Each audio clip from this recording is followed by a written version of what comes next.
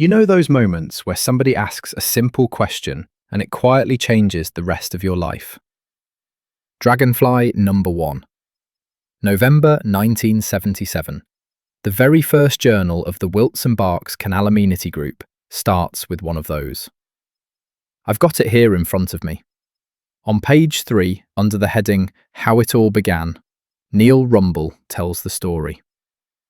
He's a teacher, and about 5 years before this booklet came out, a second-year pupil at his school asks, "Sir, can you organise a canal cruise?" And Neil's honest reaction is, "What's a canal cruise?"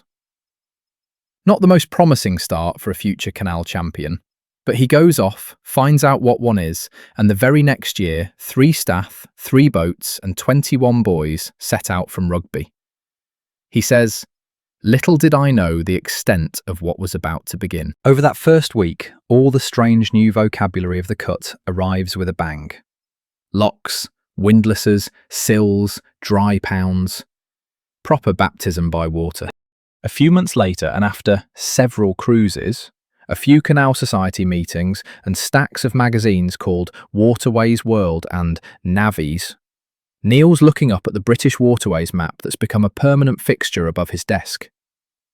He's realised there are such things as derelict canals, and that there are people, the IWA, the Waterway Recovery Group, local trusts, actually trying to bring them back. He gets involved with the Stroudwater and Thames and Severn Canal Trust, even ventures out to Latham Basin, where the Thames and Severn meets the North Wilts.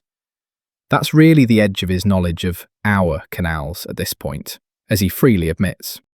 But even from that thin base, he looks at the Wilts and Berks and the North Wilts and decides these historic cups were worthy of a better fate than gradual decay in the wilds of Wiltshire and now Oxfordshire, with the occasional bulldozer doing the quicker damage. So he does something quite brave for the time. He starts investigating the lines of the 2 canals, first on the map, then out on the ground. He decides they're worth saving for future use, and that it was time to begin national publicity in the waterways press before it was too late. That's early spring 1977. The immediate aim is to protect and develop what remains. But you can hear the spark.